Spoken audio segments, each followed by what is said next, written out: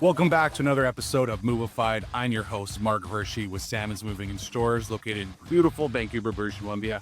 We are here in Tampa Bay, Florida at day 3 of the Moving Tiny Retreat, and we are just rolling with so many exciting guests. I am excited to have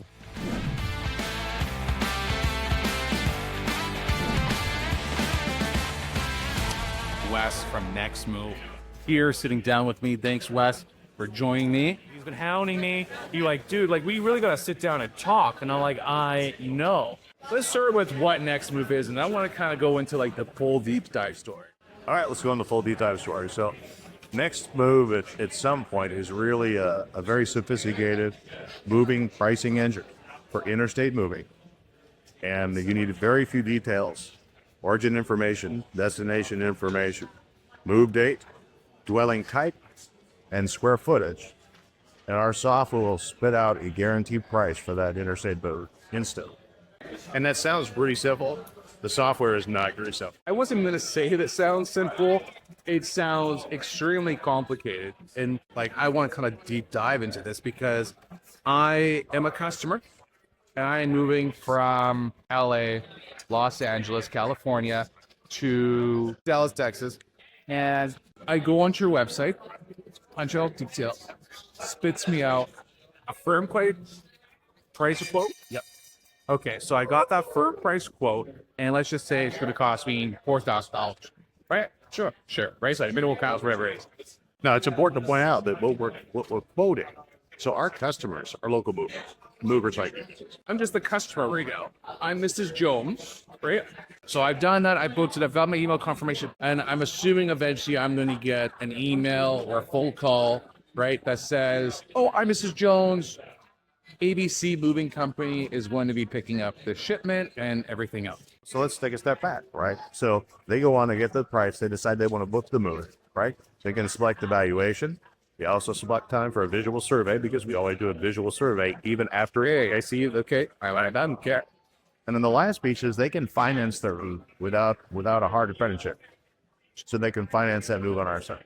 And how are you finance that within NextMuv? That's a finance, like, I just heard there's other payment processors that are offer financing, but that's something. So we do use a payment processor, but looks and feels and spells just like it says. We have people to go on the site, the consumer view on the site, and without ever talking to anybody. In fact, 2 weeks ago, we had someone that looked at $10,000 and never talked to you, which is the evolution of the way things are going. Sure. But let's flip the script. Sure can. Now I'm the moving company. Yes. I want to sign up. I think this is fantastic. I am an independent agent that says I get so many long distance leads all the time. I kind of want to just be associated with another, a company like yours that I can service our customers now that are, because I'm based in LA and draw luring out of California. What am I doing? So A, what am I doing to get that started? B, what's the costs associated with now being part of this number? And then I'm going to land into C after you ask me. So let's take a step back. Our brand is for the local move. So putting the K into that bit. So then to really go deeper on that, I'm a moving company and I have signed up with NextMuv. I have gone to leave for Mrs. Jones through my website. Am I plugging that lead then with you guys with all the details, or like, is there? So you go to our platform, you plug in the same exact details, and we give you a wholesale price. And that's what really makes us different than all these other people. The first part that makes you really different is everybody else that does this, you have to pass a lead or get call transferred, or there's a disrupted transaction. You keep your customer on that bubble, so you do with your customer until you sell your customer. Second thing that's really unique, these other countries, but they attempt to sell. So the wholesale part. Average, our partners are marking up 20%, is double. Yeah, which is a nice standard number to make sure it works. So I have Mrs. Jones. I plugged in all the details. She says that I plug in all the details. My wholesale price is actually $3,000. So I could take the $3,000, go back to Mrs. Jones and says, okay, great. Yeah, we can move you over to, Dallas, Texas. Your price is $4,500 and whatever. All I know is that now through your system and platform, there's going to be another moving company that's probably going to pick up this shipment. Nope. Keep in mind, you're the mover in LA. As long as you have other crews that we can certify that are really good at loading, freighters, interstate freighters, pancakes, you keep all the origin work.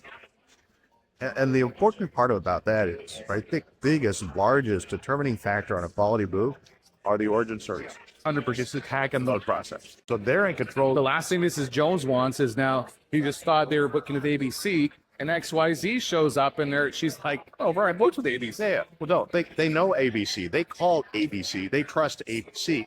Yeah, ABC guys will be there. But with me, the tractor trailer. That's unbranded, so that the least important thing in this whole transaction is the intermediate transportation. It doesn't matter. It should be generic, and they don't care. But I also could just pick it up and shuttle it back to my warehouse, and then you guys pick it up. That's probably the best case scenario. Especially with a shuttle involved, it makes complete sense just to shuttle it, bring it back to your store. And you set your own rates. It sounds so simple, but what enables it is stuff. Let's be clear here. It also happens when you are part of a band line. You know, nothing is all unicorns and lollipops there. You know, you might have to do the same thing having being part of a band line and go agent to agent and still end up having a shit show in Dallas. So, you know, when you're using NextMuv, like, what are those deciding factors? How are you, is there a skill card? Because, like, sure, okay, these guys are vetted, they're fantastic, but, you know, something messed up on the way, something happened.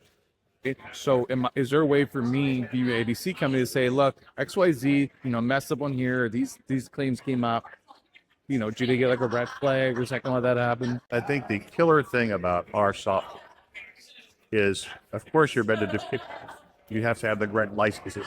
You have to have the correct insurance. So compliance is very, very serious business. Keep taking. Especially in the States, right? Because like every state has so many different tariffs, laws, regulations, and yeah. So that's the one thing that our system does, and our system does before every move transaction.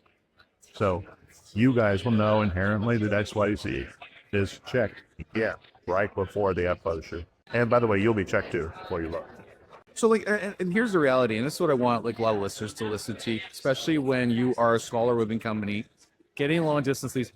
Forget it, actually, you retract that. If you're not even getting long distance leads, but you're trying to find a revenue stream within your company, that does not take the effort where you're like, okay, well, I gotta hire this tractor trailer driver, and we're gonna invest in like some tractor and trailer, and then I gotta find work, and then on top of it, once I've done this, I have to make sure that I have a load coming back because I'm not making any money off that one shipment or group shipments.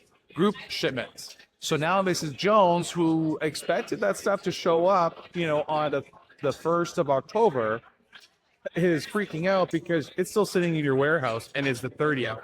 These are largest customers to sell, but I'm not going to tell you who they are. They're the biggest local mover on the planet. They have 93 offices in the United States. Okay. They have a centralized call center where they manage all their sales. They have studied this backwards and forward, and they will never send any of their interstate trucks. They have interstate trucks more than 500 miles from their location because they know inherently they can make more money by keeping that truck in town. They make their people happier by keeping their people in town, unless they can charge a monstrous premium for an exclusive use of a truck. And there's some decision factors that you have to weigh. This whole process. But our suggestion would be is look at miles. How many miles do you travel, right? If it's more than 500, you're probably not doing as well here. So yes, if it's over 500 miles, it goes. But you also look at your time, your capacity, sort of what season it is, what money. It's a no-brainer, right? And like this isn't even a paid advertisement for NextMuv. I'll make sure Wes buys me dinner tonight, but you know, in reality, it just makes sense. What do you say though with the other companies that are out there that have these moving dispatch hours? Trying to do the same thing with you guys, or trying to build this network, because really at the end of the day, it's about having a strong network and making sure that shipment for that customer gets point A to point B, and the customer's happier. We're actually working on our load board functionality right now as part of a software development package, because we also, let's face it, a lot of these guys that we work with also have interstate moving meters, and we have a lot of interstate moves, so you can offer to our partner. So Not only could they have us as a sales resource, but also as a money-making resource. And by the way, you still do, remember, you still do that origin revenue in your volume rev. So instead of losing money sending that truck out of town, you make all your money on your truck in town like you want to, then you make a really healthier sales get to show up profit all right. Now, I'm going to flip the script because people are, excited, but maybe a bit scared less. You've been in the moving game for a long. It's not even from minute to talk about outright. 42 years. I want to hear you got to have like a funny story, like something that used to happen on a move. I mean, I was talking with the two guys earlier about, where I've had a driver that was supposed to go from Vancouver to Seattle. This is like, we're 15, 20 years ago. And the manager that I had there was, doing like lines of coke with the driver before he's supposed to go. He was the owner of the company, and I was his ops guy, new, probably 2 months in. And I was like, what did I sign up for? What is howdy? And on top of it, the helper didn't show up. So now I am going with this guy cross-border, only to get pulled in to go through the inventory list. And this is pre 9/11. So you really just needed a good e-manifest and go cross-border. But the guy, he's pulling out his driver's license that looks like it's been coated with white paint.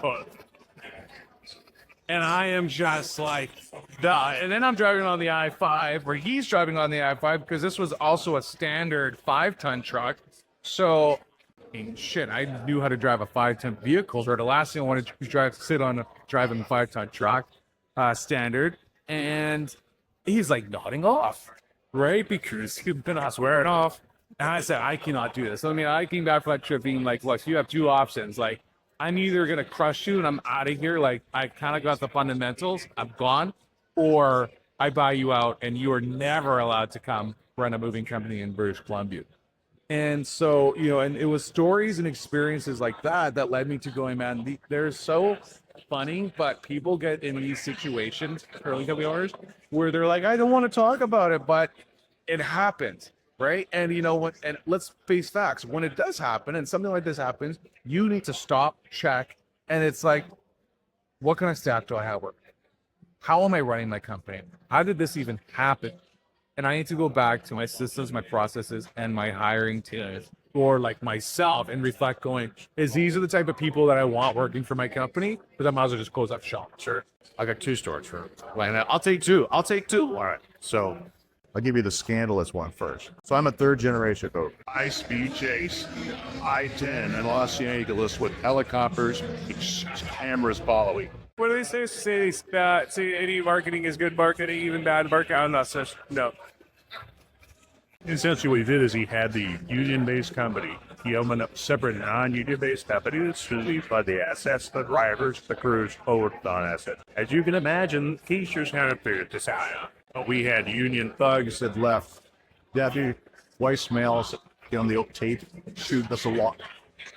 Dad's companies featured on 60 Minutes. They burned trucks. Drivers were shot. Teachers were shot. Oh, yeah. They took 2x4s to windshields into each other. Even the teachers and the drivers, the scabs. They were that right. So they go one year or another. Picket lines. Yeah, like I said, they were in 60 Minutes. They blew up my dad's accountant's car. The most profound one for me is I'm sitting there at 11 years old at a California Movie and Storage Association event at On Street Stop, right? And you see, shout out to Bob Reek. So I'm sitting here in this nice area in the middle of this very nice campus, and my dad is the coach here. And it's union. Just walks up to my dad. I'm standing right by his side. He says, Struebing. My dad had this perma flag on newspaper article. This Teamster thug goes to jail. Thank you so much for sharing. That's all about that. Oh, I love ending on a high note. Nice world. Oh, it's so great. And these are the fun stories that I love sharing and experiencing because, you learn something. Definitely stay away from union. Awesome, Les. Thank you so much for coming on. I just really appreciate it. Make sure you check out NextMuv. Definitely do a demo. You'll see the link down below on the site, whether it's on YouTube or one of our social media platforms. but reach out to Les or reach out to someone on their team. Worst case scenario, you've tried it out and it doesn't work for you. Well, I highly recommend if you're looking for another source of income in your moving company, this is the way to go. So until next time, Steve Movified.